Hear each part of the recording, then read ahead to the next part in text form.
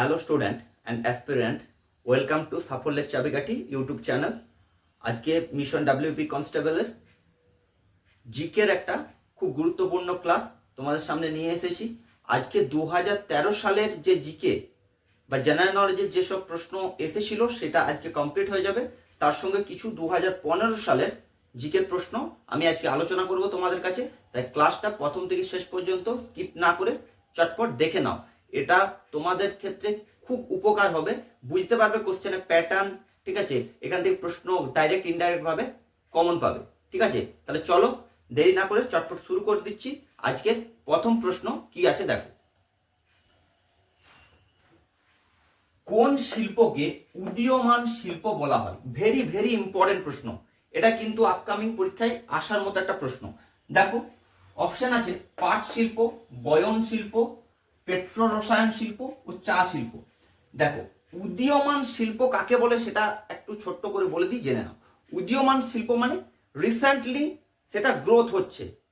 ঠিক আছে, মানে খুব তাড়াতাড়ির মধ্যে গ্রোথ হবে এবং ভবিষ্যতে খুব সুদূর প্রসারী হবে। ঠিক আছে, খুব বড় মাপের একটা জায়গা করে দেবে, সেই সব শিল্পকে উদীয়মান শিল্প বলে, মানে নবীন শিল্প। ঠিক আছে, তাহলে এখানের মধ্যে দেখো পাট শিল্প একটা পুরনো শিল্প। বয়ন যে পাট শিল্পের এখন দিন দিন কিন্তু চাহিদা কমে যাচ্ছে। বয়ন শিল্প এটাও একটা পুরনো শিল্প। চা শিল্প এটাও অনেক একটা পুরনো শিল্প। নবীন শিল্প বলতে এখানে পেট্রো রসায়ন শিল্প, এবং এটা দিন দিন চাহিদা আমাদের বেড়ে চলেছে। তাহলে এখান থেকে উদীয়মান শিল্প কাকে বলা হয়? Option C is the correct answer, petro রসায়ন শিল্প। ঠিক আছে, এবার পেট্রো রসায়ন শিল্প থেকে আরেকটা ইম্পর্টেন্ট ডেটা বলে দিচ্ছি, সেটা জেনে রাখো। সেটা হচ্ছে পশ্চিমবঙ্গের কোন জায়গায় এই পেট্রো রসায়ন শিল্প দেখতে পাওয়া যায়। ঠিক আছে, সেটা খাতায় নোট ডাউন করো, সেটা হচ্ছে হলদিয়া। তাহলে পশ্চিমবঙ্গের হলদিয়াতে কিন্তু পেট্রো রসায়ন শিল্প দেখতে পাওয়া যায়। ঠিক আছে, এটা কিন্তু আপকামিং পরীক্ষায় আসতে পারে। এটা যেমন পেট্রো রসায়ন শিল্প, উত্তর হলো উদীয়মান শিল্প। প্রশ্ন আসবে যে পশ্চিমবঙ্গের কোন জায়গায় পেট্রো রসায়ন শিল্প দেখতে পাওয়া যায়। অপশন বিভিন্ন থাকবে, তার মধ্যে কারেক্ট অ্যান্সার হবে হলদিয়া। ক্লিয়ার? বুঝতে পারা গেছে? নেক্সট প্রশ্ন কি আছে দেখো। ম্যানোমিটার যন্ত্র দ্বারা চাপ মাপা হয়, মানে কিসের চাপ মাপা হয় এটা জানতে চেয়েছে। কি কি অপশন আছে? জলের, তেলের, গ্যাসের, বায়ুমণ্ডলে। দেখো এটা একটা ডিটেলস এক্সপ্লানেশনের প্রয়োজন আছে এখানে। তাহলে হচ্ছে ম্যানোমিটার যন্ত্রের দ্বারা গ্যাসের চাপ মাপা হয়, এটা কারেক্ট অ্যান্সার। এখান থেকে জানতে হবে বায়ুমণ্ডলের চাপ কি দ্বারা মাপা হয়? ব্যারোমিটার। এটা কিন্তু আপকামিং পরীক্ষায় আসতে পারে যে বায়ুমণ্ডলের চাপ কোন যন্ত্রের দ্বারা মাপা হয়? ব্যারোমিটার, বা ব্যারোমিটার যন্ত্রের দ্বারা কিসের চাপ মাপা হয়? ক্লিয়ার? এবারে জলের চাপ মাপা হয় প্রেসার গজ দ্বারা, আর তেলেরটা ঠিক ওয়েল প্রেসার গজ, পিজি লিখে দিলাম। জলের চাপ মাপা হয় প্রেসার গজ দ্বারা, আর তেলের চাপ মাপা হয় ওয়েল প্রেসার গজ দ্বারা। ঠিক আছে, তাহলে এখান থেকে কিন্তু ইম্পর্টেন্ট হচ্ছে ব্যারোমিটার। এটা কিন্তু পরীক্ষার জন্য খুব ইম্পর্টেন্ট। এই দুটো জাস্ট জেনে রাখার জন্য আমি বললাম, খুব একটা ইম্পর্টেন্ট নয়, বলে দিচ্ছি। তাহলে হচ্ছে ব্যারোমিটার হচ্ছে এখান থেকে মেন ইম্পর্টেন্ট। আরেকটা এখান থেকে ডেটা বলে দিচ্ছি ইম্পর্টেন্ট, সেটা হচ্ছে মানুষের যে ব্লাড প্রেসার মাপা হয়, রক্তচাপ, সেটা কোন যন্ত্রের সাহায্যে মাপা হয়? সেটা হচ্ছে স্ফিগমোম্যানোমিটার। রক্তচাপ এটা হচ্ছে স্ফিগমো ম্যানোমিটার। এটা খাতায় নোট ডাউন করো। রক্তচাপ বা ব্লাড প্রেসার মাপা হয় স্ফিগমো ম্যানোমিটার যন্ত্রের সাহায্যে। ক্লিয়ার এখান পর্যন্ত? নেক্সট প্রশ্ন কি আছে দেখো, খুব ইম্পর্টেন্ট প্রশ্ন। এই টাইপের প্রশ্ন কিন্তু পরীক্ষা একটা আসবেই আসবে। কাজিরাঙ্গা জাতীয় পার্ক অবস্থিত, মানে কাজিরাঙ্গা ন্যাশনাল পার্ক কোথায় অবস্থিত, কোন স্টেটে? এই প্রশ্ন একটা আসবেই আসবে। ন্যাশনাল পার্ক, অভয়ারণ্য, এখান থেকে কিন্তু একটা প্রশ্ন আসবে। দেখো অপশন আছে হিমাচল প্রদেশ, উত্তরপ্রদেশ, কর্ণাটক, অসম। দেখো এখানে কারেক্ট অ্যান্সার হবে অসম। কাজিরাঙ্গা যে ন্যাশনাল পার্ক সেটা কিসের জন্য বিখ্যাত? না এক শৃঙ্গ গন্ডারের জন্য বিখ্যাত। কিসের জন্য? খাতায় নোট ডাউন করো। কাজিরাঙ্গা ন্যাশনাল পার্ক এক শৃঙ্গ গন্ডারের জন্য বিখ্যাত। এই অসমে কাজিরাঙ্গা ছাড়াও আরেকটা ইম্পর্টেন্ট ন্যাশনাল পার্ক আছে, তার নাম হচ্ছে মানস। এইগুলো নোট ডাউন করো। দেখো খাতায় এগুলো নোট ডাউন করো। ঠিক আছে, আমি যেভাবে করাচ্ছি পরপর নোট ডাউন করতে থাকো, যেগুলো বলছি এটাই তোমাদের বইয়ের আকারে পরীক্ষার আগে রিভিশনের জন্য ভীষণ ভীষণভাবে কাজে লাগবে। ঠিক আছে, সেইভাবেই আমি পড়াচ্ছি তোমাদেরকে। তাহলে অসমে মানস বলে আরেকটা জাতীয় পার্ক আছে, এই কাজিরাঙ্গা পড়েছে, নেক্সট সামনের আপকামিং পরীক্ষায় মানস এটা আসতে পারে। আচ্ছা, কর্ণাটক একটা ইম্পর্টেন্ট ন্যাশনাল পার্ক আছে, নাম হচ্ছে বন্দিপুর, বন্দিপুর বা বান্দিপুর। ঠিক আছে। আচ্ছা, উত্তরপ্রদেশে খুব ইম্পর্টেন্ট একটা পার্ক আছে, তার নাম হচ্ছে দুধওয়া। এগুলো লেখো, ইম্পর্টেন্ট। ওই দেখো আমি আলোচনা কেন করছি, এক্সপ্লানেশন মানে কি, মানে এই অপশনগুলো থেকে কি কি প্রশ্ন হতে পারে আপকামিং পরীক্ষায়। হিমাচল প্রদেশে একটা ইম্পর্টেন্ট পার্ক আছে, তার নাম হচ্ছে পিন ভ্যালি। এই চারটে কিন্তু মাস্ট খাতায় নোট ডাউন করো, এই প্রশ্ন কিন্তু আপকামিং পরীক্ষায় আসতে পারে। ক্লিয়ার, বুঝতে পারা গেছে। এরপর দেখো 2013 সালের যে প্রিভিয়াস ইয়ার প্রশ্ন এসেছিল সেগুলো আমি কমপ্লিট করে দিলাম। এরপর আমি 2015 সালের ফার্স্ট প্রশ্নটা এখানে লিখেছি, সেটা দেখো কি আছে। একটু অন্য ধরনের অন্য টাইপের প্রশ্ন, এরকম প্রশ্ন সচরাচর অন্য পরীক্ষা দেখতে পাওয়া যায় না। যেহেতু তোমরা পুলিশের পরীক্ষা দিতে যাবে, সেহেতু পুলিশের পরীক্ষার ক্ষেত্রে এই প্রশ্নটা ভীষণ ভীষণভাবে গুরুত্বপূর্ণ। নিচে লেখা কোন বিবৃতিটি কমিউনিটি পুলিশিং সম্পর্কে সেরা ব্যাখ্যা, মানে কমিউনিটি পুলিশিংটা কি। দেখো আমি প্রথমে একটু আলোচনা করে দিই কমিউনিটি পুলিশিং। কমিউনিটি মানে কি, কমিউনিকেট করা, কাদের সঙ্গে কমিউনিকেট করা না, জনগণের সঙ্গে পুলিশের কমিউনিকেশন একটা কি জন্য করা না, বিভিন্ন অপরাধ দমন এবং জননিরাপত্তার জন্য কি করে পুলিশ জনগণের সঙ্গে কমিউনিকেট করে, এটাকে বলে community policing.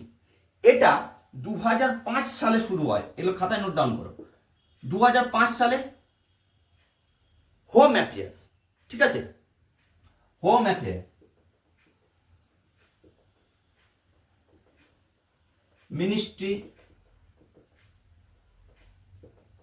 Ministry of home affairs, এটা 2005 সালে শুরু করে। ঠিক আছে, তাহলে এখান থেকে ইম্পর্টেন্ট এটা বলে দিলাম। এবার কারেক্ট অ্যান্সারটা কি হবে দেখো, দেখো সামাজিক অংশগ্রহণ পদ্ধতির উন্নয়ন এবং সমস্যা সমাধানের সামাজিক নিযুক্তিকরণ। অপশন 2 আছে সামাজিক আত্মনির্ভরশীলতার উন্নয়ন ও অর্থনৈতিক বিকাশ। মানবাধিকার সচেতনতা বৃদ্ধির কাজে সামাজিক নিযুক্তিকরণ।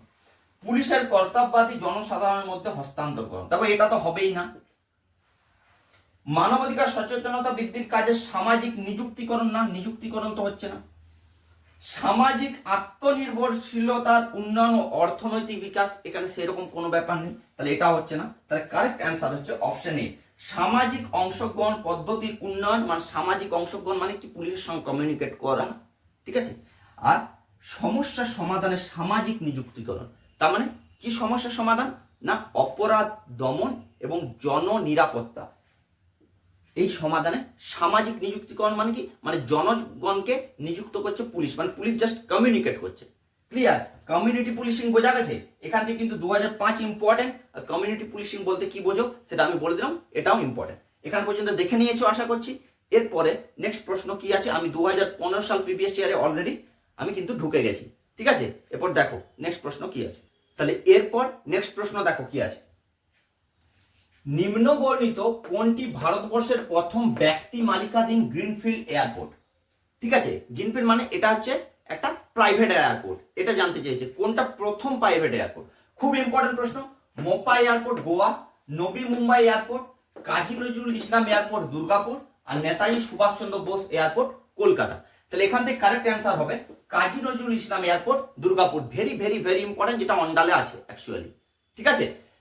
এটা হয়েছিল 2013 সালে, এটা মনে রাখবে, খুব ইম্পর্টেন্ট।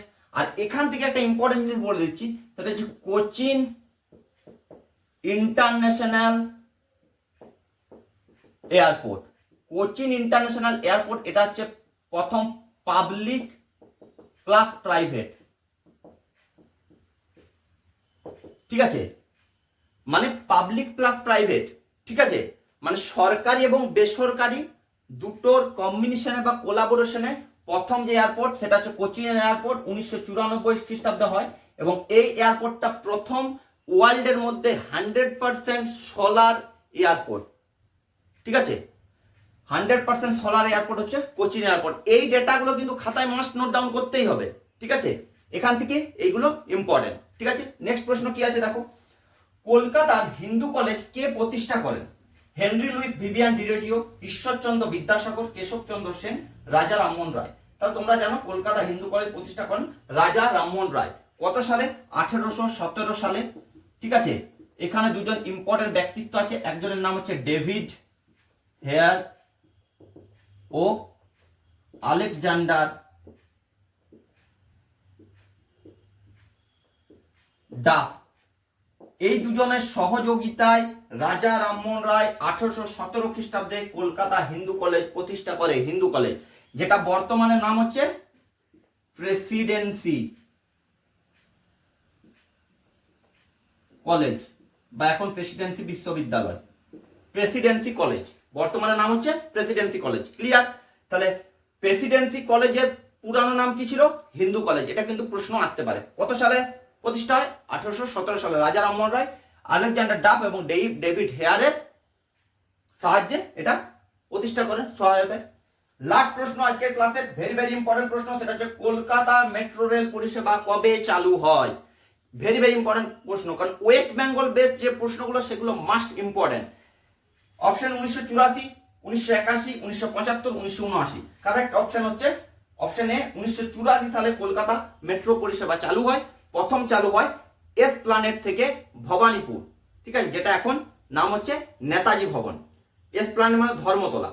এই 3-3.5 কিলোমিটার এই জায়গাটাতে প্রথম কলকাতা মেট্রো রেল চালু হয়।